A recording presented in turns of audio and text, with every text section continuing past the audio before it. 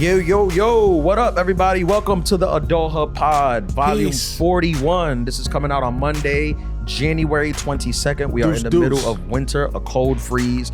Thank you guys for listening. This is another great episode. We talk about failing as an adult and what it means to fail as an adult and keep going, tied in with a bunch of funny stories as we always do. Shout out to all the adulterers for always showing us love. Shout out. And giving us support. We appreciate it. Please give us thumbs up, 5 stars, share the clips, tell your friends to listen. Let's keep the podcast growing.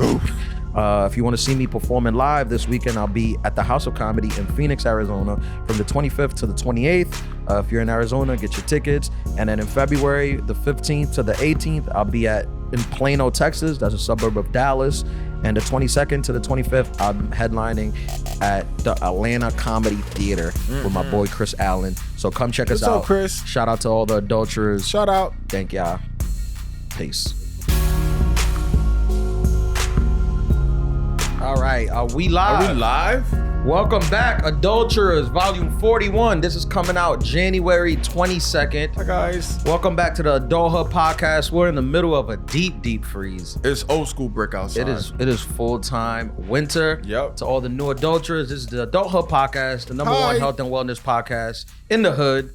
Thank y'all for tuning in. If y'all haven't done so, check out all the other volumes. Shout out to all the adulterers that have been with us since day one. Shout out. I was at the airport this weekend. Where you going? I went to Denver. Shout out. I was flying back, and this dude, I was at the food court, and this dude stopped me and was like, "Hey, you have that podcast with APM, right?" I was like, "Yes, I do." That's shout out to him. I should have got his name, but that's shout out to him. fantastic. What'd you get? Were you going to like Auntie Annie's or something like that? That's your airport Nah, delicacy? I think I was at Potbelly. Oh, okay. You know Sandwich? Potbelly sandwich? They have Potbelly great sandwich. cookies too. Do they? Oh, I didn't know that. It's crazy. I think Potbelly. I think they're a New York based. Yeah.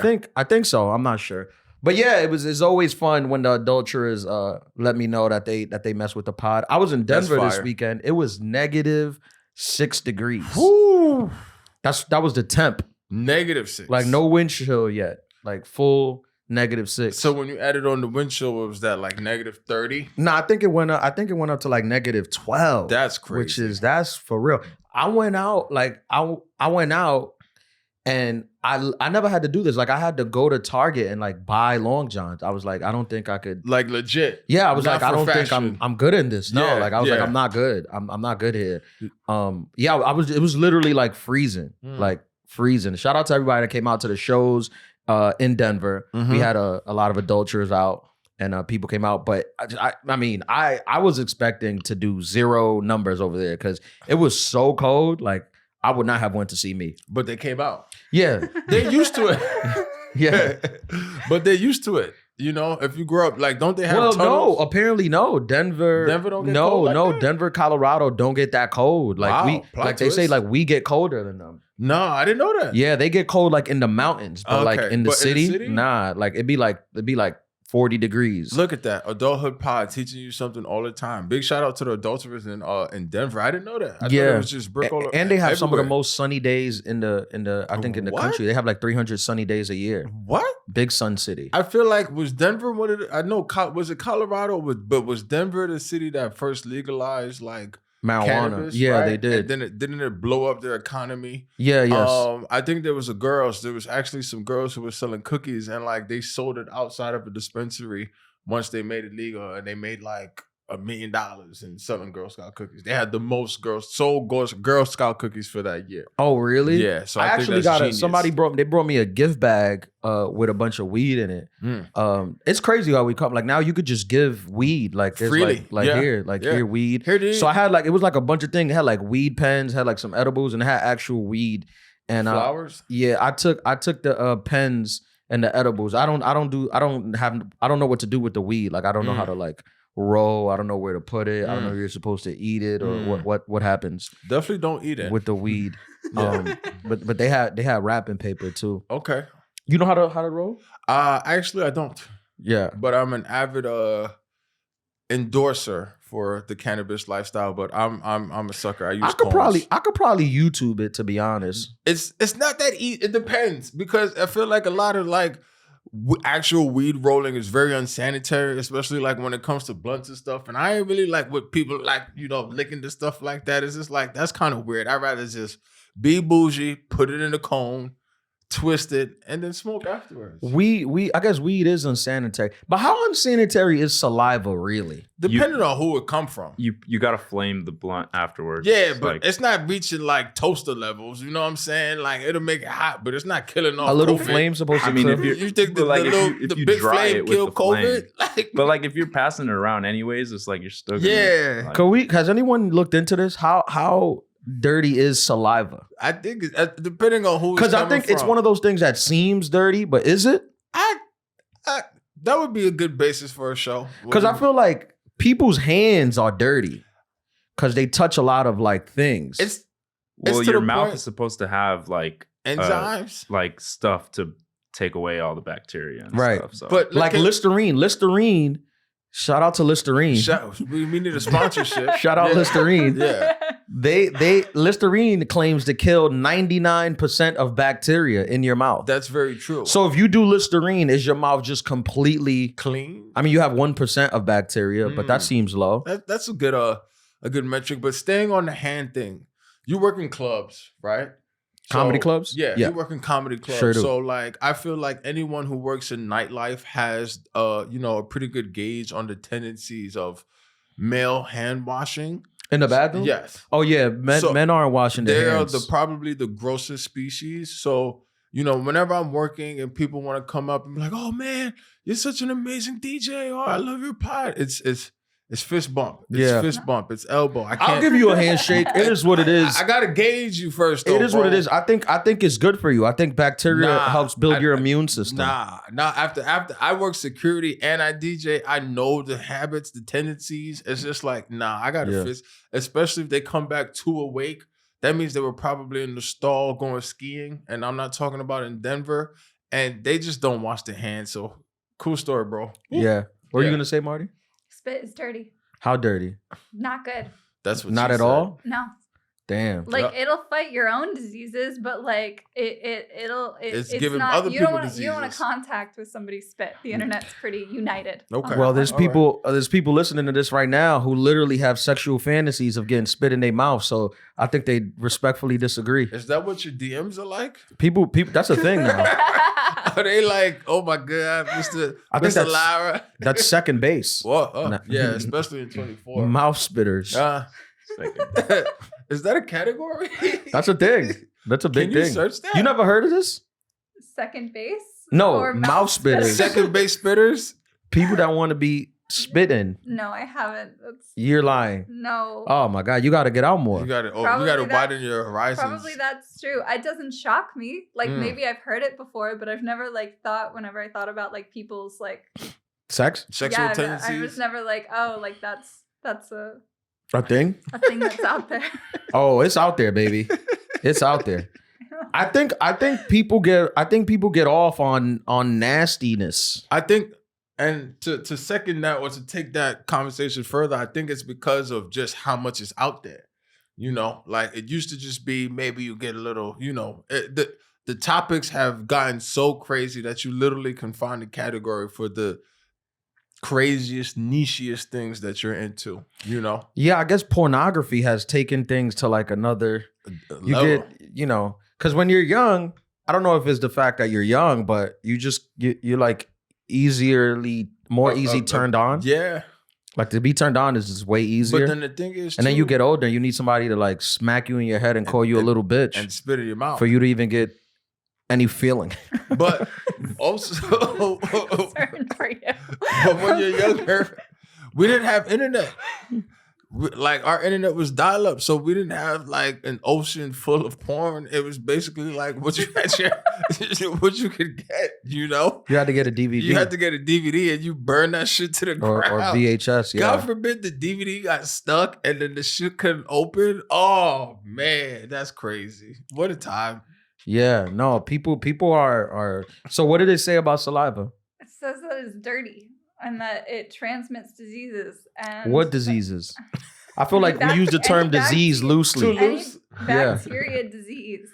Saliva can transmit various diseases, which means kissing is a small but yet significant health risk. Huh. What? Come on.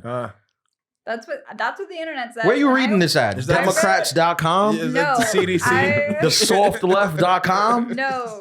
I opened 2 articles. I opened one from Cleveland Clinic and I opened the other from Mental Floss. Mental floss. That sounds too woke. Yeah. Kissing is now a disease day. Come on. No, it just says you can transmit diseases that way. What it's a disease, health though? risk. Mono, Yeah, mono. So does You that got mean that mono. people shouldn't COVID. go to college? COVID. COVID, any airborne disease, or does that mean people shouldn't go to college? If kissing is how There's you many transmit reasons why diseases? people shouldn't go to college, I feel like, but sure. Are you anti-college? No, yeah. Oh. Me. I think Did we you're a just little hit a I'm soft anti-college. spot? like a little, but that's Hold on, neither please here Well, expound. are you anti-college or you're like pro just figuring out if that's what you want? Or are you talking about I'm the not debt? anti-college. I'm anti-college debt. I'm anti-college as being a necessity, and I don't think a lot of people learn in college. No, you do learn. You learn how to drink crazy and cheat on tests, cheat effectively. And you also learn. Saying you're not pro-college is like saying I'm not pro-doctors or lawyers or I'm engineers. pro college for some people. Like some people, that's great. But like, I feel like I didn't like college wasn't like college was just an examination in how to take tests for me. Like I don't know. Yeah. I have a geophysics degree. Gun to my head, I couldn't tell you the rock cycle. I mean, it's what's he doing? I could. He's doing movies. He's on NFL. What is the rock cycle, Ian? The Rock? Yeah, He's a The pro Rock wrestler. cycle. Yeah, he works out at 4 a.m. Everybody, he puts it on every day. He makes It's the mad- tequilas, too. Yeah, tequila, Tahana. He's You pancakes. think I'm an idiot? Everybody knows the rock cycle. I think college is good, but I think you have to immerse yourself in it. You can't just, some people just go and they'll do one thing. Like some people just go and they'll just hit the books. And that's fine. You'll get your degree. And some people go and they don't hit the books at all. They'll just party and that's fine. But you'll fail. But you need to do everything, I think. And then it'll help you. Like I went to college. I graduated in 4 years, but I never used my degree. I just owed a ton of money. I never used my degree. I was just in massive debt for no reason. But it helped me find comedy because I immersed myself in like different things that were going on campus. And through that, I found this thing that I do. So I think if you use it like that is helpful. Now, is every dream worth? I graduated with like $50,000 worth of debt, which is not crazy. Nothing. That's Yeah, crazy. it's not What? crazy. I think some people graduate with 200. I know people 250. Yeah. Mhm. So it's a relatively small debt. I mean, for a 21-year-old, $50,000 seems That's a like lot. all the money in the world. Yeah. Like, how the hell am I gonna? So when pay I graduated, this? I was like, y'all just never gonna get this back. Yeah. Straight up. Not every dream is worth that. In hindsight, if you told me, would you pay $50,000 to be able to find a passion? I would say yeah. Now, if you're like an art, like if you like to draw, you want to do art, maybe don't go to college. Don't Yeah. get it. Don't spend $50K on an art degree. I'll second that. I will. Because like I feel like most people in my school went to art schools because I went to an art specialized high school. No way. Way. I know. I don't seem like it at all. You don't seem like the Oh. artsy type at all. At all. At all. Johan, did you go to college? I did a semester of college, Yikes. and then I went to trade school for what I'm doing now. I'm Uh, big It's in like a year. trade school is good. Trade school is very Okay. Trade important. school is good. Trade school gives you a path to like what you want to do. Because college doesn't give you a path, right? You go and get your degree and then you graduate and they're like, all right, figure it out and pay us our money, bitch. Yeah. But trade school, like you go, you learn, it gets you an apprenticeship, it gets you into the field. I'm pro trade. Yeah, I feel that. To all the kids listening, I know we got a lot of kids that listen to the Adulthood podcast. Because we're just so awesome. Yeah. Go to trade school. No, but like I think college is low key a scam also too. And the reason I say that is like you got lucky. You found what you wanted to do. You found your calling, right? Mhm. But it's a lot of people that like not only do they take on debt, but like they don't operate well in that like that class structure. And then it teaches you how to just be an employee for a lot of positions. You know what I mean? I'm not saying like if you're going to be a doctor, it's like if you're going to be a doctor, go ahead and like, you know, give yourself that 12, 13, 20-year journey to being a doctor. But like for the people who take out $250,000 loans to work at McDonald's, you know, or like to, you know, deliver Uber Eats, because I had to do that when I had quit my job. It was just like, damn, did I really have to, you know, go through this? And like, just now that I'm zooming out, because you got people who like I was saying about alcohol, like alcohol is obviously poison, right? And it's crazy. You're 18 years old, but like they pushed, so like they basically endorse underage drinking, right? So like you're supposed to be taking out these loans where you don't know shit about the world. You're like drinking your life away. And then on top of that, like you don't know how you're going to pay this back. It's like, that's fucked up. And like the later you realize that, the worse you are, kind of, because then it's like you have a drinking habit. Because I look at me and my friends, right? And I'm like, bro, we drink like, I don't think you're really supposed to. Like going through a whole bottle of tequila, like it's just like aquapana is not okay. I think you know? I think you are supposed to. I think that's that's good. What? But again, it's like you gotta go and you gotta. I applied the same thing I applied when I was in college. I think I've applied to like my adult life, and it's a good way to live your life, which is like, you first of all, you got to show up. Like a lot of people's like, oh, college is things, like you didn't show up. You didn't go to class. Yeah. You didn't go to class. You just like, you know, you just screwed around. You got drunk, you partied, you didn't go to class. And now you're talking about college is not worth it. And again, it's not just class. I feel like especially when you go away, some people just stay home and they're working. That's different. But when you go away, a big part or the reason to going away is you got to immerse yourself in all the things, like join a club, join a frat, a sorority, like meet people. Like that's the point. Some people just don't do any of that. And it's supposed to be the full package. Like you pay for the full package. So you got to get all the things. And if you do all the things, then it helps. Like in life, same way. You show up and try. Most times, if you show up and try, things will probably work out for you. If you show up and try. Oh, okay. What? I mean, I feel like I went to college, but I did college away, and I did college like in an very immersive way. But I worked 3 jobs every single semester. Mm-hmm. I took 4 labs every single semester. I like did all of the things, and honestly, I feel like the biggest thing that college taught me was like if someone's standing in your way, just like go around them. Like the failing up thing, like that was the biggest thing. Like I had a calc professor one time, it was calculus 3, and the entire class was 5 problems. And he was just off on a power trip. And the power trip was like costing everybody in the class like what, $3,000-$4,000 to take the class. And he was like, it was like a badge of honor if you like, you know, that he would like fail as many people as he did. So I feel like it's true, but it's not true for it's not true for STEM. But also you're a contributing member to society. Like you're an adult person with an adult job who you're not like, how did it fail you? Well, I think that when I think that it broke a lot of people. I think a lot of people that did, like, I don't think it broke, like, just me as a person, but I watched it break a lot of my friends. Like, the concept of having to work that hard. And I watched people not work that hard at other majors. There's other majors that you could take where it What'd you major in again? Geophysics.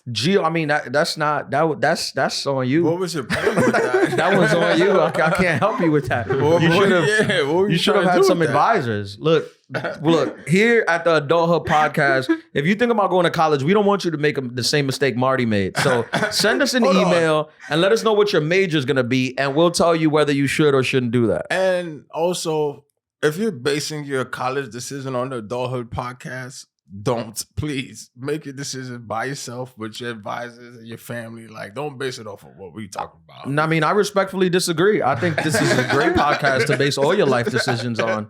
I don't know. Not one person have we steered wrong. We're like, there's no, to this day, we're 41 volumes in, and there's been no deaths, none, or no one's gone missing. Did we get feedback from the dude that was like the tall dude that was trying to date? Remember, he was like, "Yo, he's probably married now." We listening to us. Invite, right? Damn, that's crazy. Listening to us and our positive advice. Yeah. Why'd you want to major in geophysics? I don't want to tell you because you're going to make fun of me for the eternity of this podcast. No, but I don't make fun of people. Point. Why would I do that? Come on, that's not like me at all. Then we don't care about you. I mean, I learned that. I went into college. I know this is gonna like shock you because this is the most white girl profession that I think I No. could have come up with. Did you want to make I don't believe crystals? No. Damn. No, I didn't. I went into college as a marine biology major. That's nice. Yeah. You wanted to save the oceans. Yeah. So Dolphins? I went in no, not dolphins. So I went in as a marine biology major, but I took one bio class and I realized that I didn't like dissecting things. I didn't like biology, so I switched it to marine geology to do like this is a real thing, like volcanist, Mhm. like people that study Volcanoes. Yeah. To do something like that. And then I had to take a final exam for my whole major. Like I had to take like a comps and do a thesis. And I drastically failed my comps, like to the point where there was like, actually, I'll just say it on the podcast because who knows if anybody listens to it. So they No, nobody listens to this. At all. Nobody I went to school with listens to this. Well, you don't know we're that. big in I Alaska. think- Yeah. I think. Well, now they'll know. So Anchorage, what's up? there was the comps that I had to take. There was it was a final exam, and they put the high score and the low score on the internet. And the high score was like a 93 and the low score was a 42. And for the entirety of comps, my friend and my girlfriend at the time, she was in London, and so I had to study for it by myself. So I was the 42, but nobody knew who the 42 was. And we'd all been in classes together, and there was only like 60 people or something that graduated with this major at the end of the year. We'd all been in classes together forever. So everybody all over campus for the entire break was like, oh my God, who was the 42? And it was you? And I would just be like, I have no idea, but that's so unfortunate for them. And they'd be like, I know, they're going to have to repeat everything. And it was like a giant thing. And you've never said this before? No, never told Breaking news. I Dun, like dun. texted me from London, and she was like, yo, I heard somebody got a 42 on comps. Was that you? And I was like, yes, it was. We're not saying anything to anyone. So I had to like go in and be like, Is this why you hate college? No. That's Well, I had to probably go why. in 'Cause and I you're a had to be failure? like, what? I'm not a failure at all. But Not being on that test. Just on that the test specifically, was not in hard. life. Okay, the Yeah. test was No, hard. I What's want to take it. comps? I'd have got lower than the Yeah. 42. It was literally, I want to challenge your record. It Did you was have to like 100 name questions. rocks? It was 100 100 records. questions, and I remember thinking that means I got 42 right, so I was proud, but like whatever. But I went in, and my advisor was literally like, I have no idea how this happened, and I am disappointed in the system because of it, but you cannot get the geology degree. And she was like, but for whatever reason, you can get the geophysics degree. And they only handed out like 2 of those every couple years, I guess. But because I took so much math, I was eligible for it. So you got like a default degree? Yeah, I got a default degree that was like the hardest degree they offer. And she changed the major because of that after I left, because she couldn't believe that I like finagled my way into it. So now you can't finessed a geophysics physics degree. Yeah. Marty, let me ask you something. If we did a live podcast, would you show yourself? How many people are at the live podcast and are we taping it? What does it matter? Like, or would you just be in the back with a mic? Like that would If I had probably. the option to be in the back, I would be in the back. With the mic? I Yeah, would be you'd have like- to be in the back with the mic. So yeah, if you went to I was the 42 in comps. R.I.P. Marine geology. What do you have? What did you have going this weekend? This weekend, actually, I was at Miss Lily's, and then I was at Panda, doing my DJ thing, Wiki. Big shout out to everybody that pulled up, my man DB. Big shout out to DJ Runner. That's actually Swiss Beats' DJ. He came through, and it was a good time, playing the tunes. And then Panda was lit. I will be there again this weekend as well as at Taj. What about you? Yeah. No, I was in Denver. Oh, I was yeah. in Denver That's what you said. yeah, Mhm. I did the shows. The shows were good. Yeah. Everybody came out. Big shout out to, like you were saying, but big shout out to everybody that's like telling me like they enjoy the pod. My man Brandon always texts me every Monday. It's like, yo, I'm tuned in. And then the manager at Miss Lily's, Adrian, he was tuned in. He was talking about some of our vernacular, the occupational hazards. So big shout out to everybody that's tuned in, man. That's really appreciate you for that. Word. Are you there every Friday now? No, I was there last Friday and the Friday before, and then this Friday I'm actually gonna be back at Penn, and then next Friday I'm actually at Contra. So I'm back to like moving around in different places, getting the energy in the city up. A lot of people the first week in January is always pretty slow just because people are opening up those credit card statements and seeing like, damn, I spent how much on the holidays? So, Yeah. I think this week, that 15th paycheck, people starting to come back outside. Yeah. And also, I mean, we had the snowstorm Yeah. a couple days ago. I think what do you think about if it snows and you live with your lady, you think you got to dig her car out? Oh, I think it's mandatory. Yeah, I think I think it's mandatory. I think you should do that. Yeah, I think that's a guy thing, right? You Yeah. can't just throw your lady a shovel and be like, "Yo, go out there." Good job, good luck. I mean, if you want to do it, I guess be my guest. Good luck. I think there's a spectrum, right, of things that both genders do, right? I mean, I guess you're a single girl, you probably do it yourself. Nobody can do manual labor except men. Go right ahead. Do all of it. Keep it. It's your prize. You must have read my tweets. Nobody's capable of it except you. You enjoy shoveling snow. Women for the are rest too of weak winter. to hold the shovel. I think So are weak. they called, what are they called now? Are they still called tweets? Are they X's? What is it? Oh, on yeah, it's On not X. Twitter no more, right? Formerly known as? It's What is threat. No, it's X, right? It's Yeah. X, yeah. Yeah. Yeah, but is it what are the messages called? Are they still tweets or? I haven't updated. I still got the bird on my app. You do? Oh yeah, wow, That's crazy. How does it Yeah. feel to be living in 2019? You're one of those people that don't update their phone. I update my phone, just not the apps. Why? I don't trust people like that. It's just feel like they got something to hide. because if it's on automatic updates, then it just takes up more space up on your phone. You So I running out of just- space? Yeah. Well, you got a 7? No, this is a 12, It's not bad. Okay, No. not bad. but I just rather not worry about the space that it's gonna get taken. Yeah, up, yeah. I hear you. I feel you. All right. I guess we'll get into the topic. Yeah. Today on volume 41, Early 40s. we're talking about feeling up. And What qualifies as feeling up? well, that's what we're gonna talk about. Ah. Life is about failing. That's my motto. Mm. I think everyone is a big failure. If you really run the numbers, you probably failed more than you've succeeded in your life, right? I think people hold on to their wins, right? Because if you have a big win, it doesn't matter how many times you fail. A big win erases the failures. But like if you really look at the stats, like sure, Your percentage. Marty graduated, but the grades she got were no good. I think Marty is a true New Yorker. So sure, the degree erases what she did when she was on campus, but if you went by the individual statistics of the day-to-day test, then no, it was just a big fail. She finessed her way into Yeah. the hardest degree. And that makes her a winner. But her scores They didn't qualify her. say otherwise. And what she was trying to do. Say otherwise. Yeah. But it's all good. I've only failed, I think my whole life. I failed tests for sure. I only failed one class ever my whole life. What was the class? You're gonna Stats? laugh. It was Spanish. Oh man. Yeah. And I'm fluent in Spanish. I was gonna say, don't you speak Yeah, Spanish? yeah. I was a bad kid. I was a bad seed. I used to just walk into the class and just talk. I used to speak English. Yo, in high school, especially like senior year of high school, I was off it. And I went to like Catholic school. It was a private school, but I was off senior year. Like I already knew I had everything that I needed to graduate. Yeah. So I used to I would walk into class late. I'd get up in the middle of the class and start stretching for no reason. I'm out. I had a thing where like if the class was too boring, I would get up from my seat, walk to the front of the class, and just start stretching in the front of the class. And the teacher would be like, "What are you doing?" And I'm like, "It's stretch time." It's like I'm doing my stretches, and he would be like, "Sit down," and I'm like, "It's stretch time."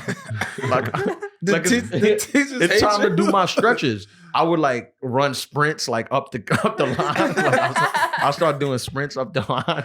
I was so bored. They never threw you out the class? Yeah, I used to get thrown out the class all the time. Oh, but I was cool with the man. principal and the assistant principal. So I used to walk into the principal's office when they threw me out of class, and I used to like change up completely. Like I used to go in there and I used to be like, I'm not gonna make any excuses. I deserve this.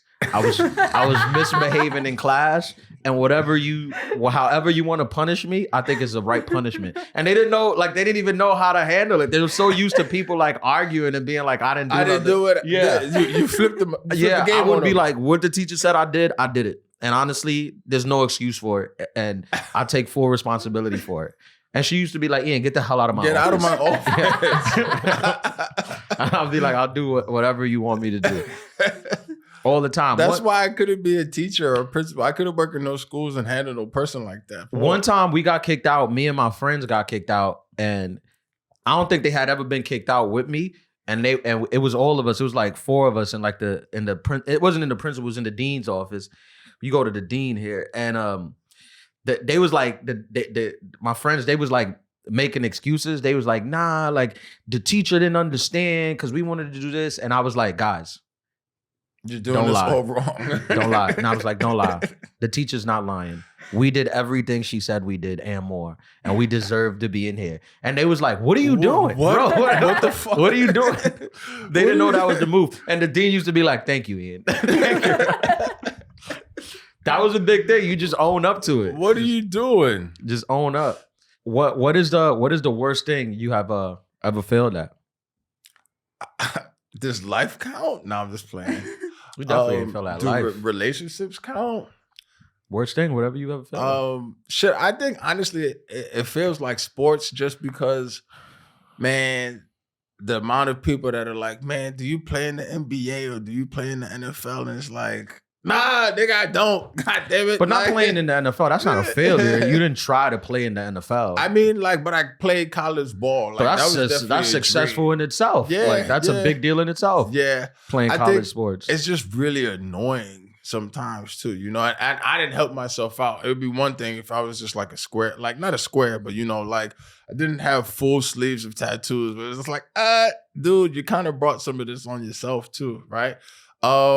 But yeah, I think that's the thing. I didn't fully immerse. You know what I mean? Like a lot of people, it's kind of interesting how you have all of these sportscasters and stuff like that, how they talk about athletes, because they don't really truly understand like just how difficult it is to play at that high level. And like, you know, if I'm taking accountability, it was like, man, I wasn't waking up at 5 a.m. every day to fucking run up the hill 5 miles and then lift 10,000 pounds. Like, nah, yeah, I mean, that's not a real failure. Just because you're 6'5" doesn't mean you're supposed to play in the NFL. You'd be surprised. I mean, people say that, but that you gotta to fail at something, you have to try to do it. You can't just think, oh, you like you said, you weren't waking up, you weren't doing the thing. So that's just like, whatever. If it happens, it happens. If it doesn't, it doesn't. There's people that like really like tried and failed. Shout out to them. Yeah, big There's shout people out. that was waking up every morning and pulling up trucks up a like mountain, Rocky, thinking that they're gonna make the NFL. Eating 6 raw eggs, getting salmonella, bro. It's and they got crazy. cut from the team. Yeah. that's a real failure.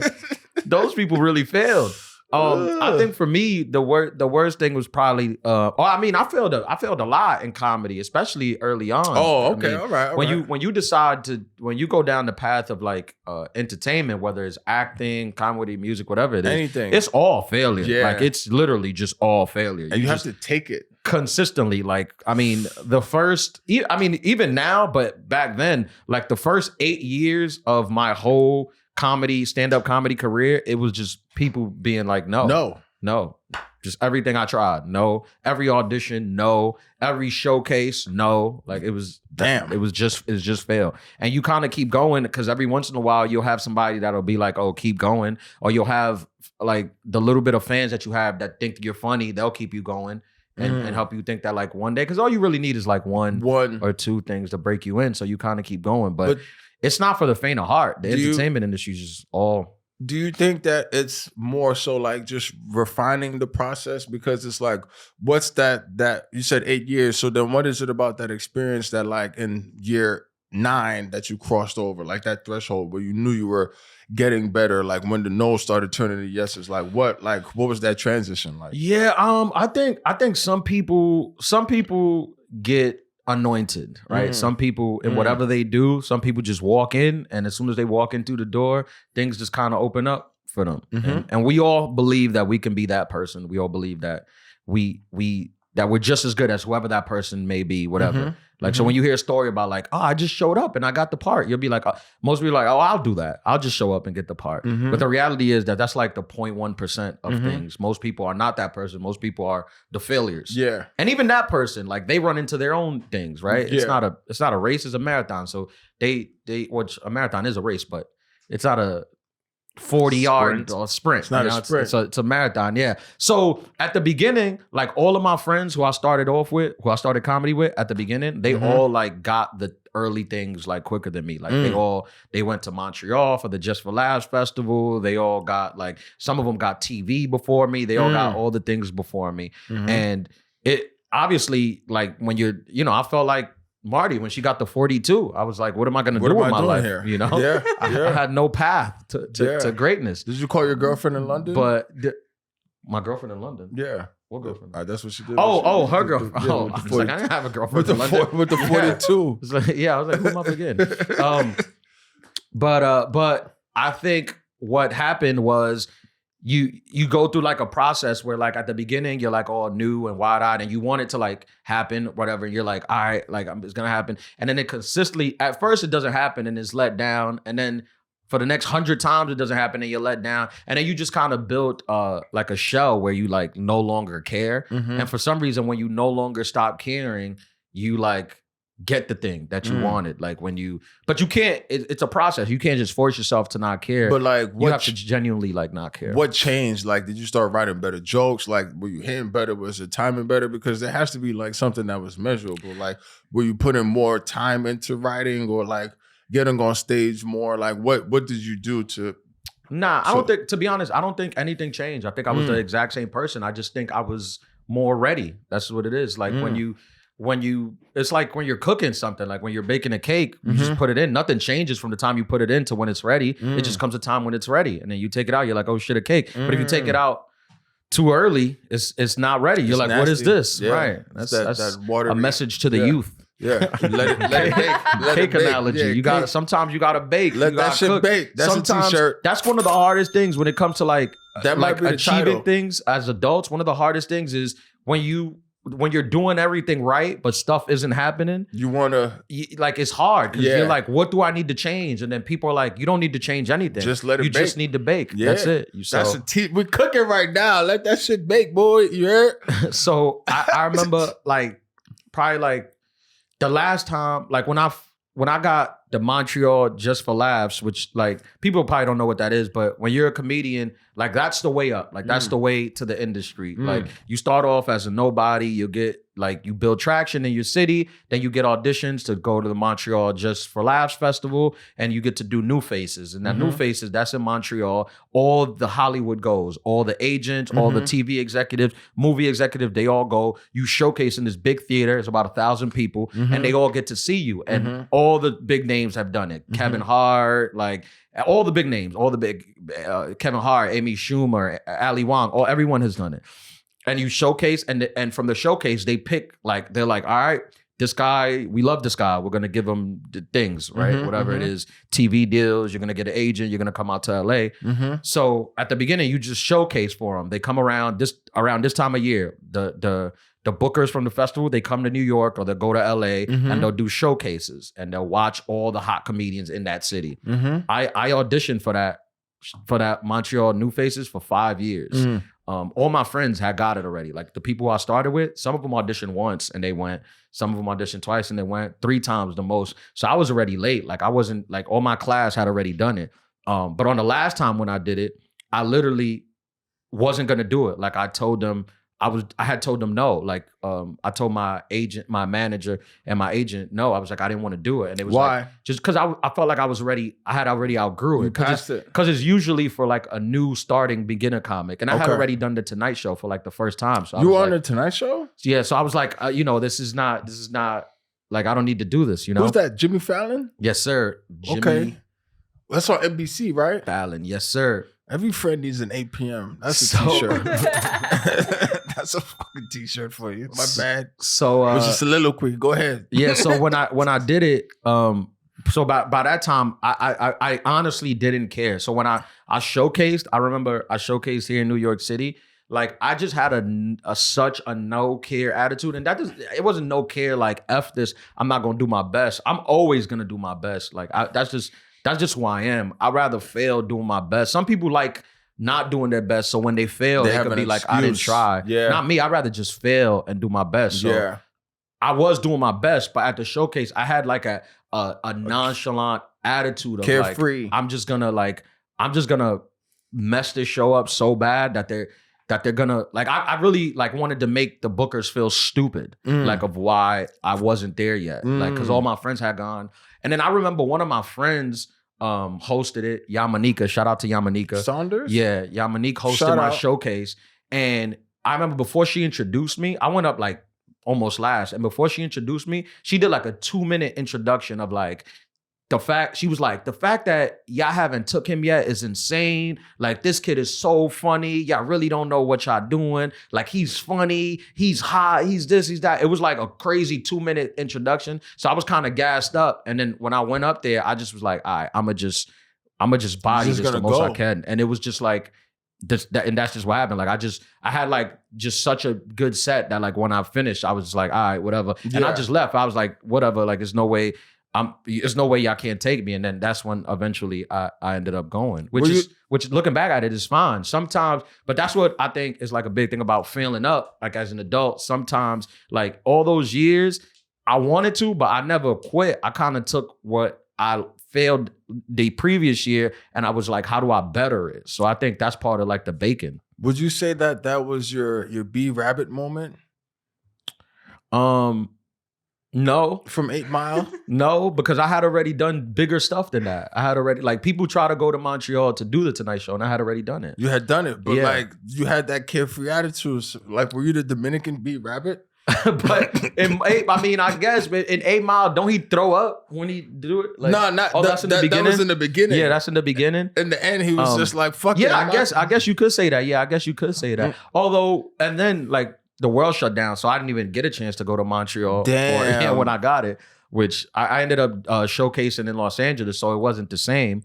But I think that is important. Is taking your losses and learning from them and trying to move up. Like, no losses, just lessons. That last time I didn't want to do it. That 5th time I didn't want to audition, but I did it. That was part of my process. That was just like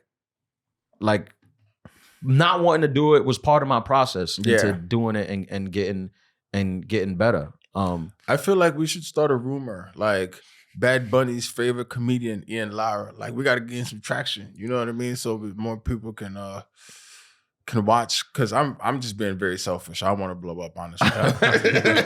Yeah. I think we need to start dissing people. That's the way up now. You start shitting on other podcasts. What other podcast? What don't you like? What podcast you don't like on this network?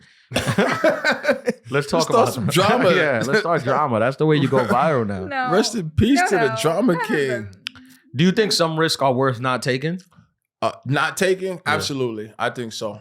Especially like you said in entertainment, like, you know, as everything's coming out in this year, and like it feels like 2024 is going to be a year for chaos. But I think that, you know, sometimes it's worth saying no, that like, I'm not going to do this, or like having integrity, or like standing up for like what you truly believe in, because in the long run, it's easier to sleep at night. Like, you know, it's funny you were talking about your come up and your rise, because like I hear you, but it's kind of different in the DJ world, in the sense of like, I remember that like that threshold of like, okay, I wanted to get into the clubs in the city, because when I started, I was doing it in high school, and then I was doing it in college, and I was doing the college parties and the college bars. But like, that's kind of easy, because you know you're basically just DJing for your friends.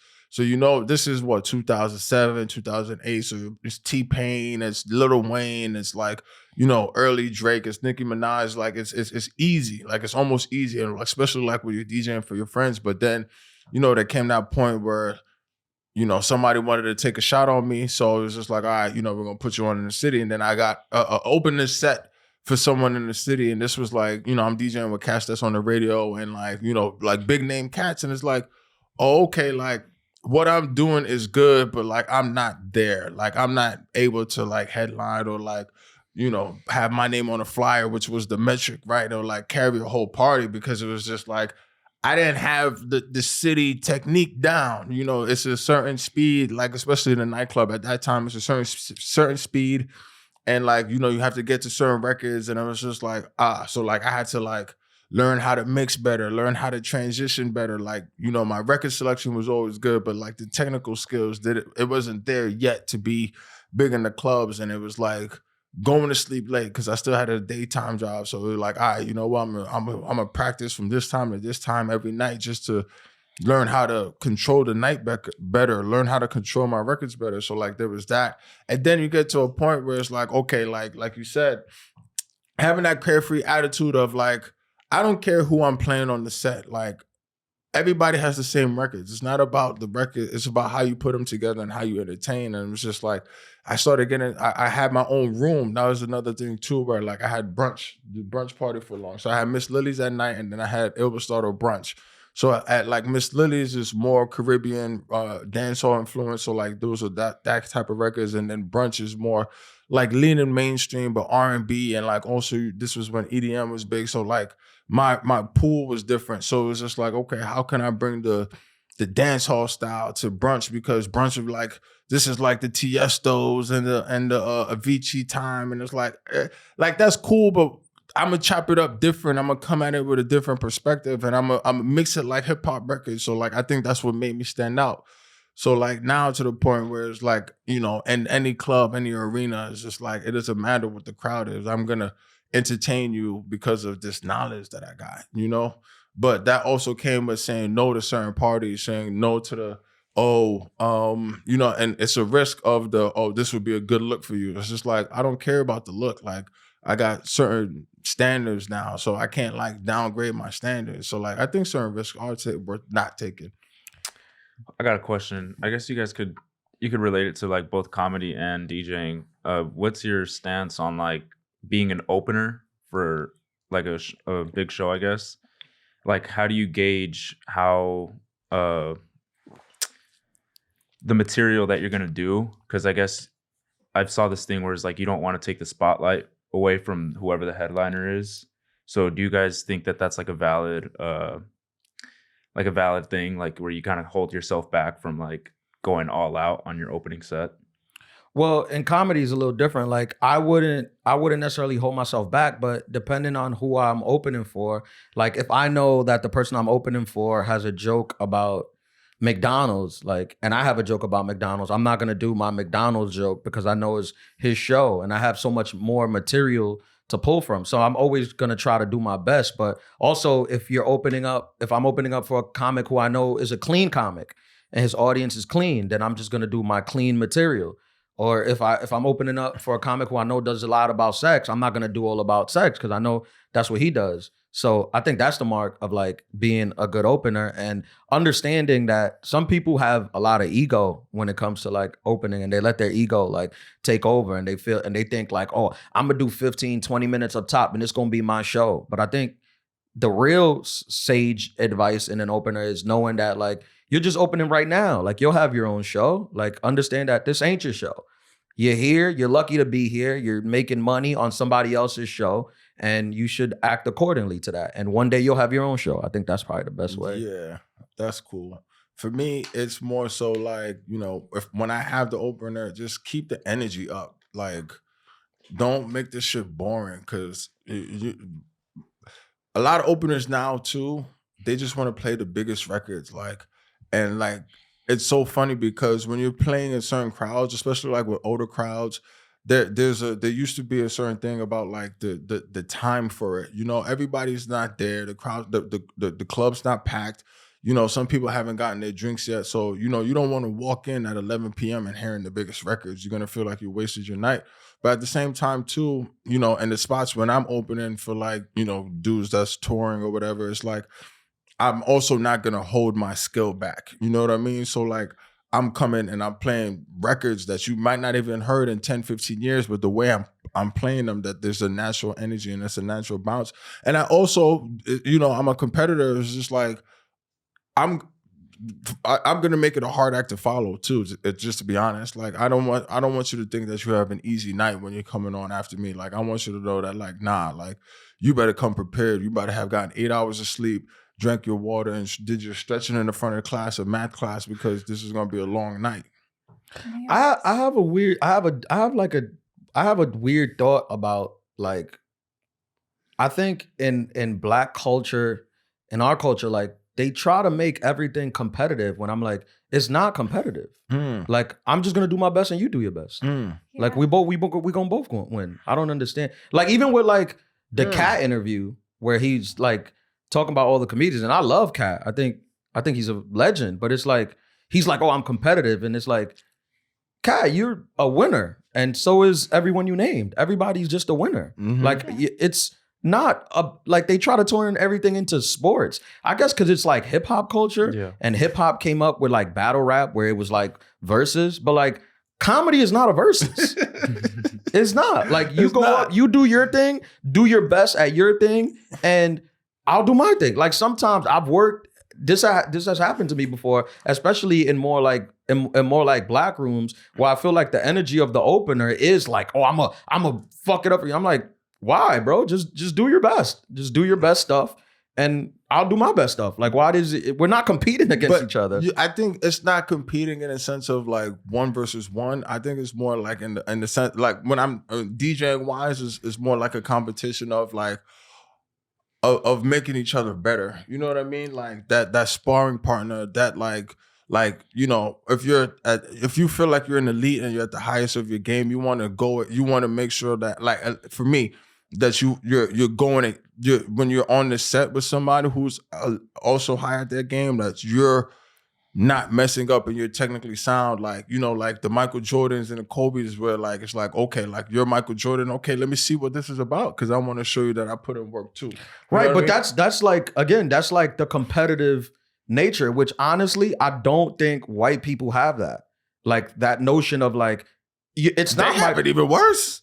Comedians? I don't think so. No, look at Brady Madoff. That's why he wanted to steal billions. No, I'm just playing. No, I don't think so. I don't think that. I don't think like you brought up like a good example, like Kobe versus like it's not Kobe versus Jordan. It's like I don't need a sparring partner. I'm gonna do my best regardless of whether you're there or not. So you just do your best, and then we'll have a great show. But then I feel like some people go out of their way to try to make it like a challenge. Is like I don't need you to make it a challenge. I'm good. Yeah. Like I'm gonna. It's challenging. It's not like it's already challenging. It's not an easy thing. It's not an easy craft. Like you can ask the people at the top, like the highest people, and like they'll tell you whatever craft they're doing. It's already challenging. So if I hire you to like open for me, I just want you to do your best. Like just do your best. Some people need to tell themselves though that it's like a thing. Yeah, so they could do their best. And I guess if you need that, I guess. Good for you. Yeah, I guess. That's a good way of doing it. But I just feel like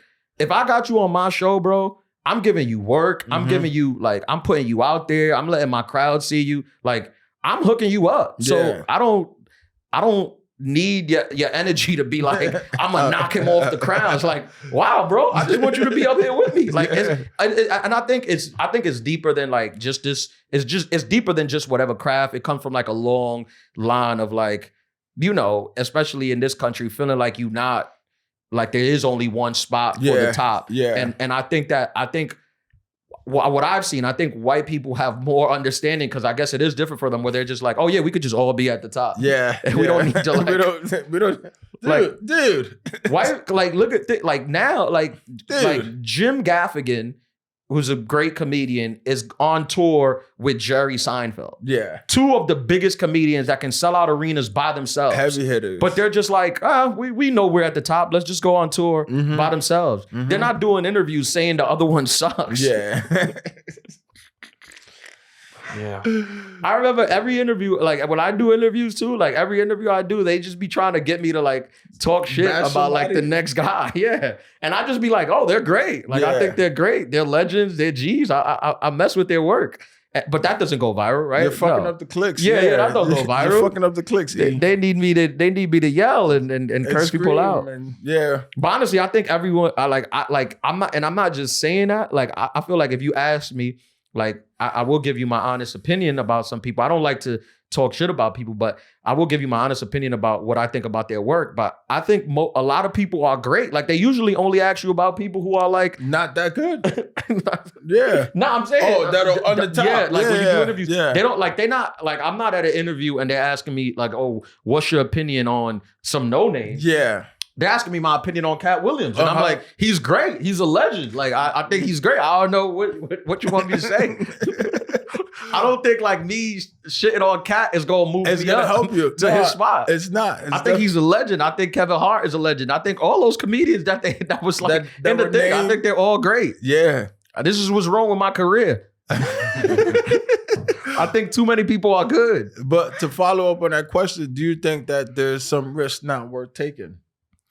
Oh yeah. At first I didn't understand it, but the way you explained it, I was like, yeah, I agree with that.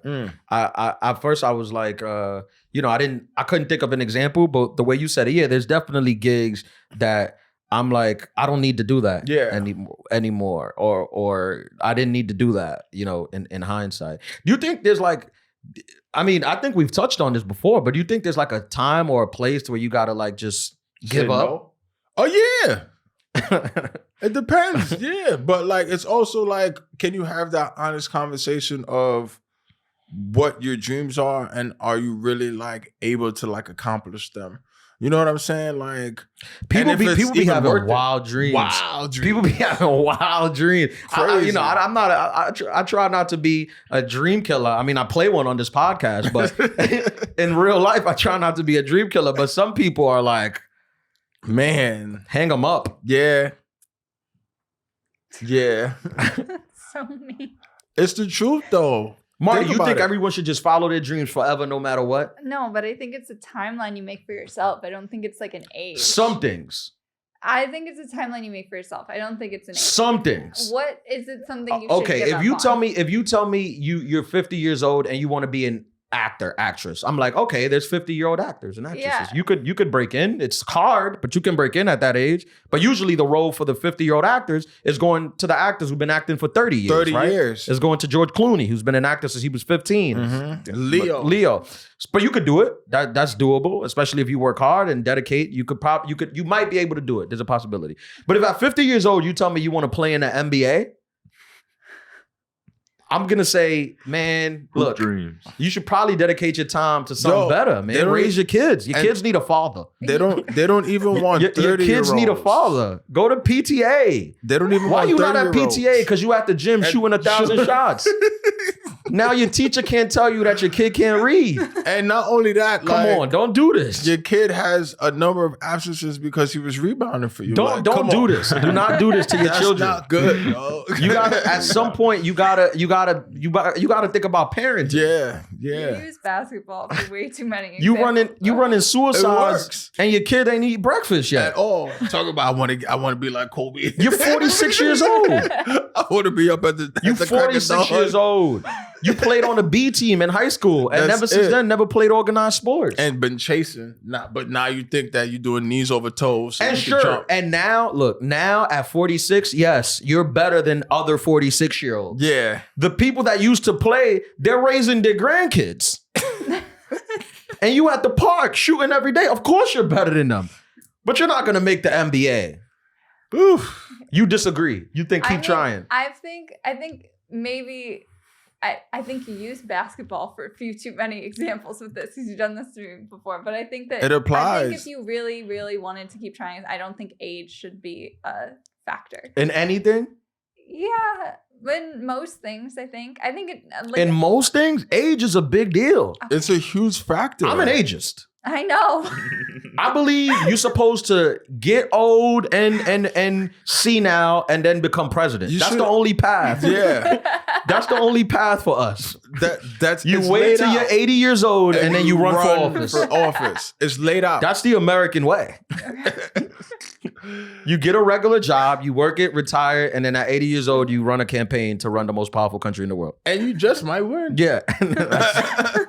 That's the only way I see it. You just might win. How do you define failure? Failure or failing up? Failure. Oh, failure. The next one. I think you define failure by I mean, if we're gonna be literal, if you have metrics and you didn't reach those metrics, then you failed. But like, I don't think You think so? But I don't think failure is a permanent state. You know, I think it's a moving state. Like, all right, Failure is fluid. You think, yeah, that's a t-shirt. Like Is you're that the currently title? failing. This Yeah. is a spectrum. Like some might say this podcast is failing. Who But to lied? us, we keep trying every week. Who lied? Every week we come back. We had a million views. If on Joe TikTok. Rogan woke up tomorrow and he had our views, He'd he kill would call himself. Spotify and apologize He and give them the definitely money would. back. Yeah, he'd kill himself. But for us, we keep coming back. Yeah. It's all a spectrum. I agree. I don't think failure. I don't think failure. Also, I think that it's okay for your goals to change as you go along. Yeah. Right. Like if your whole life you wanted to be an NBA player, your favorite example, and now you're in your 40s and you realize that you're not going to play in the NBA, but you can work in the game in some capacity. Absolutely. That's not failing. Yeah.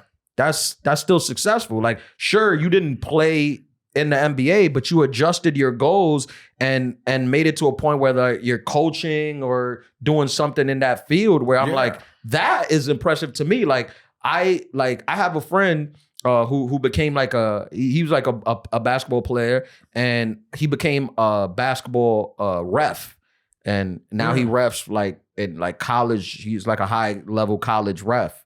And he's my age. And I think that's like dope as hell. Like that's not a failure to me at all. Like that's a kid that wanted to be in the NBA, like realized that those dreams are not for everyone and changed his thing. And now he's like a successful ref who makes like what a doctor makes. Like that's impressive as hell. I think that's big. Like you only fail like if you hang them up. Yeah. No, that's really fire. And I think, you know, to piggyback off that basketball example too, is the fact that like you also, all right, you might love basketball, but you might not have the talent to do it. But like you like the strategy part of basketball. Right. So like you say, you go into coaching, but you might go into like the video room because you take pride in making the best video clips for review. You know what I'm saying? Yeah. Something like that. Or like my homeboy, actually I talk about him all the time. Shout out to Brandon, but like he knew he wanted to be in the NFL, but like he wasn't gonna make it as a player. So he was just like, you know what? I'm gonna be a general manager. And then he reverse engineered it. So he got a law degree.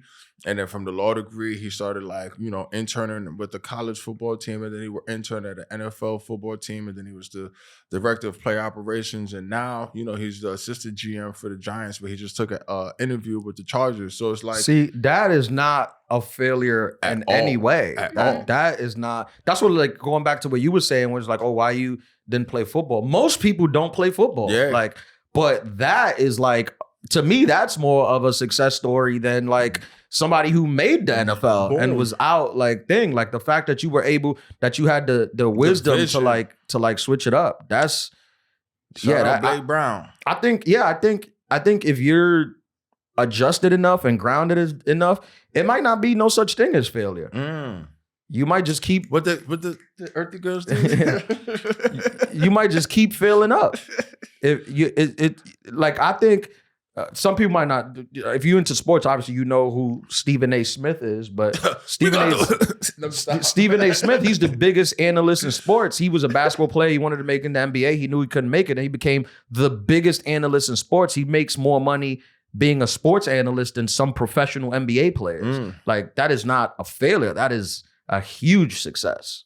What did he say? I'm the most famous sports player, sports member in New York right now. He said he was bigger than the Knicks. He's more famous than any of the Knicks. Yeah, I mean he is. He's super famous. This guy, that is.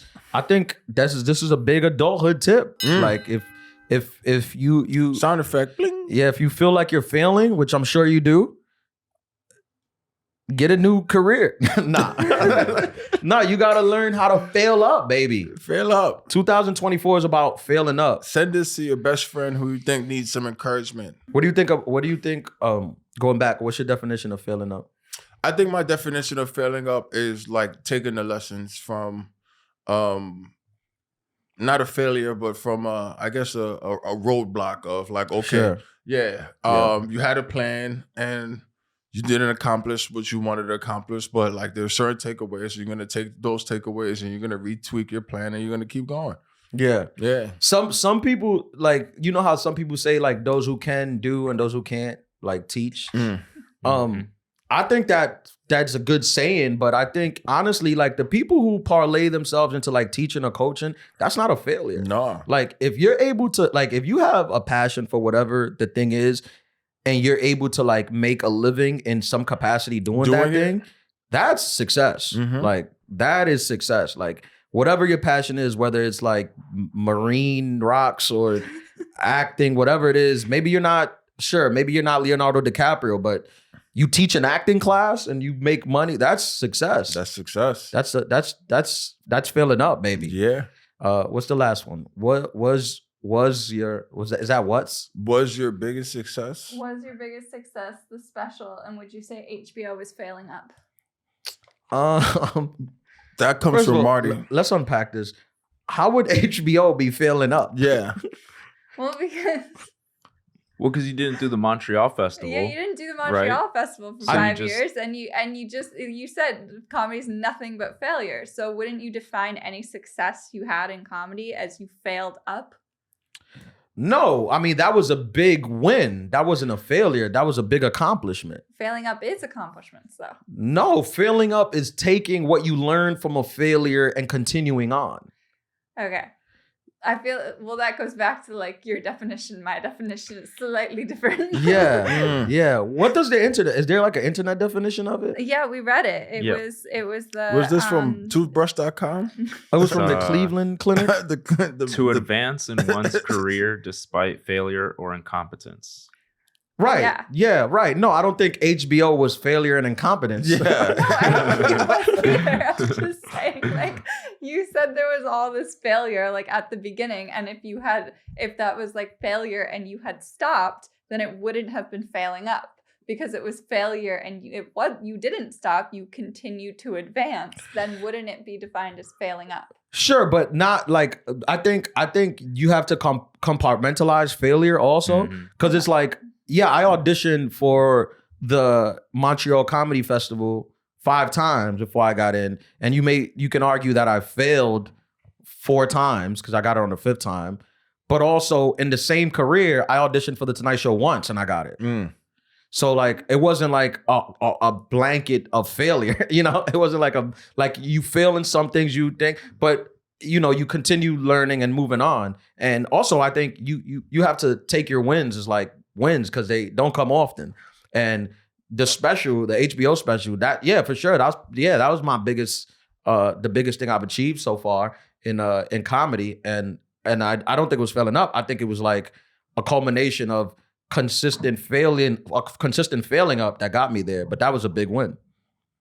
Okay, yeah, I like that definition. Yeah, there you go. I'll give that. Yeah, for that definition. Because there's another definition that like that was just one. Like it was not the like official, obviously, but like there's another one that just says like the term failing up would be defined as the ability to advance in your career, like being promoted, finding a better job. Like how's that failing up? I don't know. That's what they're saying. It says it's true for entertainers or like true for overpaid corporate executives. You know. Well, that's stupid. They're taking a hating perspective. I think this was a very educating episode. That's what I learned a lot. Did you? Yeah. We're educators. Yeah. Like you ready to wrap this? Yeah. Wrap this up with a bow? Where are you gonna be at this weekend? This weekend I will be at Taj. I will also be this weekend is the 28th? 25th. The 25th. To the 28th. Yeah, so Friday I'm gonna be at Katra and then Saturday I will be at Panda.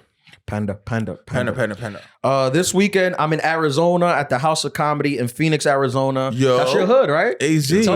Tell some of your hoes to come out. Whoa. I will tell the hoes. Tell your hoes to come out. That's in Arizona at the House of Comedy. Come see me. Then weekend of February 2nd, I'm in New York. So come check me out. I'll do some spots in New York. And then the 15th, I'm in Plano, Texas. And the Shout 22nd of February, I'm in Atlanta at the Atlanta Comedy Theater with my boy Chris Allen. He's coming down to open for me. So come check me out. Thank y'all for listening to the Adulthood Pod. Thanks. Please give us a thumbs up, 5-star reviews on all the podcast places. Leave a comment on the YouTube. Send questions and messages to the Instagram page. Thank y'all. Continue to fail. Gracias. Failures. Feliz cumpleaños.